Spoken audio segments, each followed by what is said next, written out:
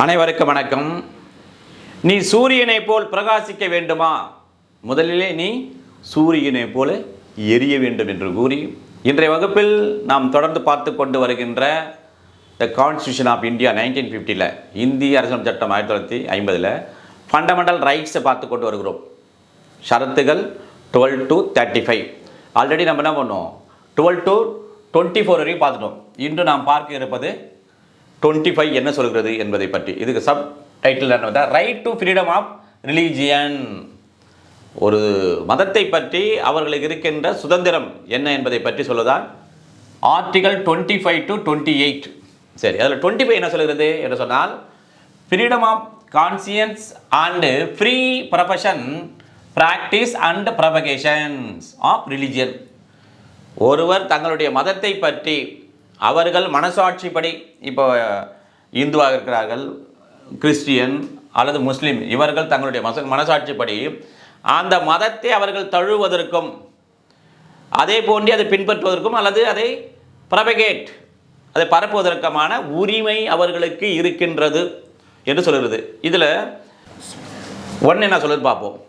Subject to public order, morality and health and to the other provisions of this part, all persons are equally entitled to freedom to conscience and the right freely to profess, practice and propagate religion.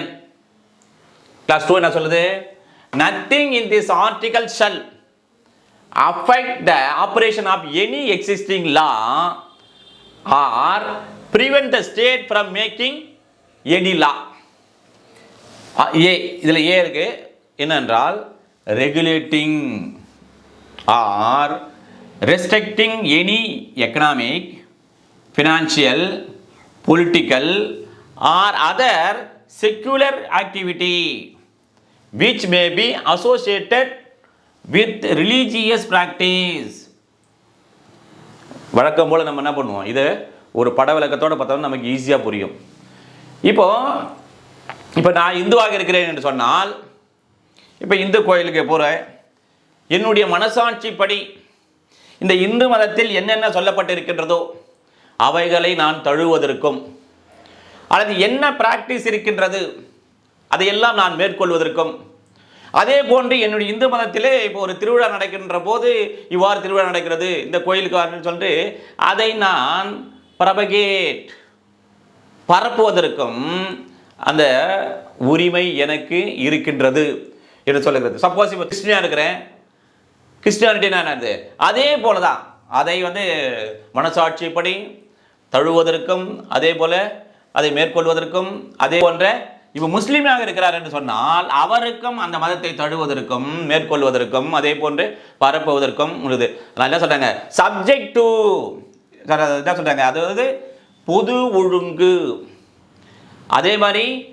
Morality ஒழுக்கம், அதே மாதிரி ஹெல்த்துன்னா அந்த பொது சொல்கிற health ஆரோக்கியம், அதை பொது சுகாதாரம், இவைகளுக்கெல்லாம் உட்பட்டு அதே போன்று இந்த பகுதி பார்ட் 2 இருக்கின்ற பார்ட் 3 இருக்கின்ற இந்த வகையங்களுக்கு, இந்த ஆர்டிக்கிளுக்கு, இந்த சரத்துக்களுக்கு உட்பட்டு என்ன பண்ணோம், எல்லோரும் ஒவ்வொருவரும், இப்போ நான் இந்து இருக்கிறேன்னா இந்து இருக்கின்ற நான், எனக்கு ஒவ்வொருவருக்குமான உரிமை என்னவென்று சொன்னால் என்ன பண்ணுற அதாவது சுதந்திரமாக மனசாட்சிப்படி மாற்றம், ரைட்டு ஃப்ரீலி, அதான் சொல்ல ப்ரொபஸ் அண்டு ப்ராக்டிஸ் ப்ரொபகேட் தான். நான் அவ்வாறு அந்த என்னுடைய இந்து மதத்தை அல்லது என்னுடைய கிறிஸ்டின் மதத்தை, என்னுடைய முஸ்லீம் மதத்தை நான் தழுவுவதற்கும் அதை மேற்கொள்வதற்கும் அதே போன்று பரப்புவதற்குமான எனக்கு உரிமை இருக்கின்றது என்று சொல்லுதான் இந்த கிளாஸ் 1.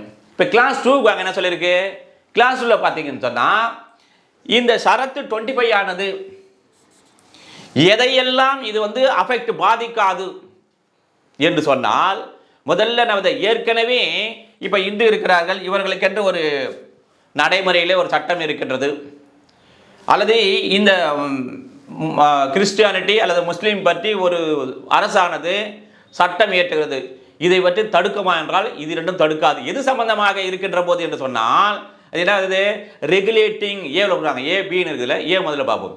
ஒரு ஒழுங்குபடுத்துவதற்காக அல்லது ஏதாவது ஒன்றை தடுப்பதற்காக, ரெஸ்ட்ரிக்ட் தடுப்பதற்காக, என்னது?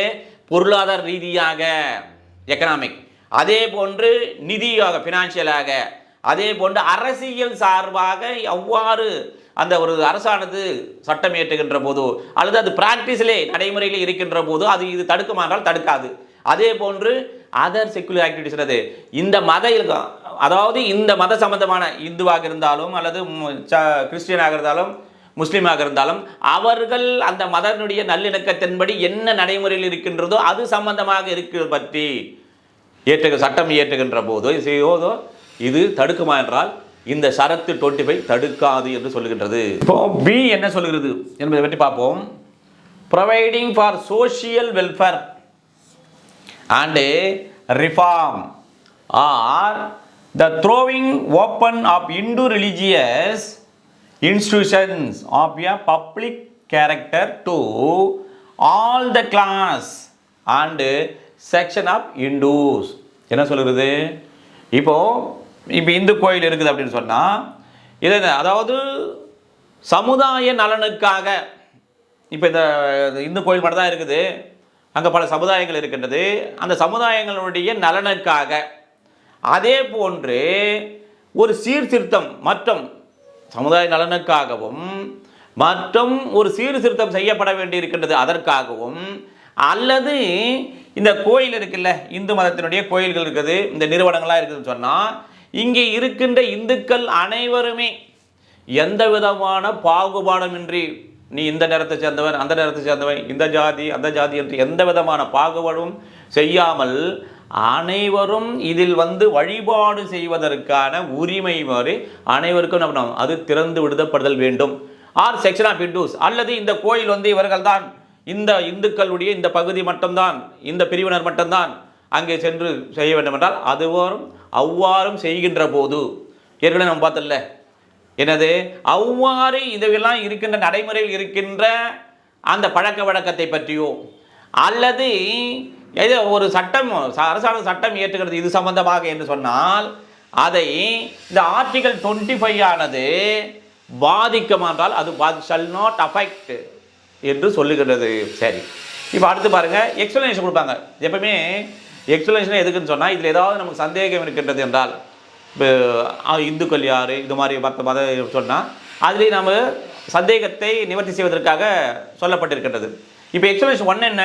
விளக்கம் 1, the wearing and caring of kirpans shall be deemed to be included in the profession of the Sikh religion.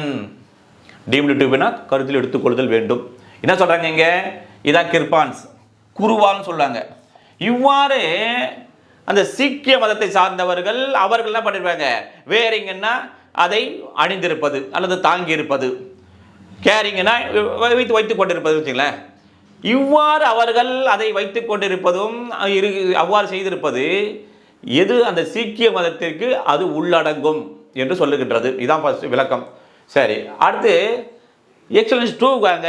விளக்கம் 2ல sub class B and 2 the reference to Hindus shall be construed as including a reference to person professing the Sikh, Jain or Buddhist religion, and the reference to Hindu religious institution shall be construed accordingly.